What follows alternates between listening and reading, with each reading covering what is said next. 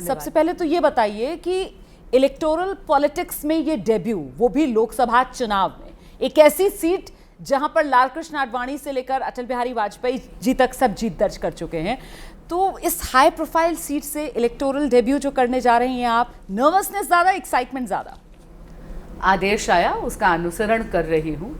जब आप मतदाता के समक्ष जाते हैं तो कोई भी सीट वीवीआईपी या वीआईपी नहीं होती, सभी देवतुल्य मतदाता है और आप करबद्ध प्रार्थना करके ही उन सबके समक्ष जाते हैं। सामने जो इस बार चुनौती है आपके, जो आपके विरोधी हैं वो एकजुट हो गए हैं जी। कांग्रेस और आम आदमी पार्टी गठबंधन में आ गई है, तो बावजूद इसके आपको लग रहा है कि चुनौती नहीं होगी नई दिल्ली सीट? जी नहीं, बिल्कुल भी नहीं, क्योंकि उनका गठबंधन जो है वो स्वार्थ पे आधारित है, और जब किसी भी गठबंधन की धुरी स्वार्थ होता है तो राष्ट्र हित और राजधर्म दोनों की बलि चढ़ती है।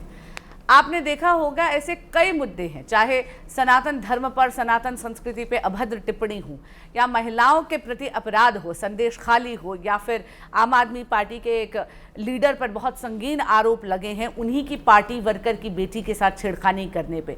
ना आम आदमी पार्टी के लीडर्स बोले, ना कांग्रेस बोले, क्योंकि वो गठबंधन धर्म निभाते निभाते राष्ट्र धर्म और राजधर्म दोनों ही भूल गए। तो आपको क्या लगता है आपका रास्ता ज़्यादा आसान किस बात से हो रहा है? मतलब क्योंकि विपक्ष जो है वो खुद ही आपने उसकी इतनी खामियां गिना दी, विपक्ष को ही आप किसी गिनती में नहीं रख रही हैं, या फिर जो पहले आपने कहा था कि साहब मोदी की गारंटी, मतलब गारंटी की गारंटी? रास्ता आसान नहीं है। हाँ, मैं ये कह रही हूँ रास्ता आसान इसलिए नहीं क्योंकि परिश्रम उतना ही करना है, मतदाता तक जाना है, जन जन तक आवाज़ अपनी पहुँचानी है, आग्रह करना है, निवेदन करना है।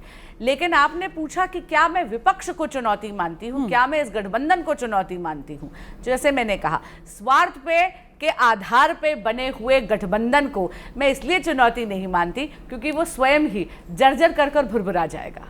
एक परसेप्शन ये बना जिस तरीके से नई दिल्ली सीट, जहाँ से 2 बार की सिटिंग एमपी मंत्री भी मीनाक्षी लेखी, उनकी जगह इस बार बीजेपी ने आपका चेहरा आगे किया, कि शायद जो जनता जनार्दन जिसकी आप बात कर रही हैं उसमें कुछ नाराजगी है, कुछ रिजेंटमेंट है, इसलिए फेस बदला गया। नहीं, बिल्कुल भी। तो आपको क्या लगता है आपको क्यों चुना, वो भी इस हाई प्रोफाइल सीट से? इसमें 2 सवाल हैं। तो पहले का तो जवाब ये है कि बिल्कुल भी जनता रुष्ट नहीं है। हम एक अनुशासन से बंधी हुई कार्डर बेस्ड पार्टी हैं। हमारे यहाँ पद नहीं होते, दायित्व होते हैं। जब तक आपको एक दायित्व दिया जाता है आप उसको पूरी कर्तव्य निष्ठा से निभाते हैं। यदि वो दायित्व किसी नए को सौंप दिया जाता है तो आप उंगली पकड़कर उसका मार्गदर्शन कर ये देखते हैं कि वो नया उस दायित्व को पूरी निष्ठा से निभा पाए। और मैं जानती हूँ कि मीनाक्षी दीदी का मुझे आशीर्वाद और मार्गदर्शन दोनों है। जैसे ही घड़ी का काटा दोपहर 2:30 पे आए, बबीता जी का दिल सास बहू साजिश के लिए मचल जाए।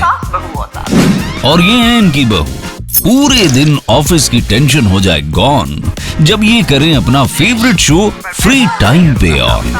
इनकी तरह आप भी देखिए अपना फेवरेट शो अपने टाइम पर और डाउनलोड कीजिए एबीपी लाइव ऐप अपने स्मार्ट टीवी पर।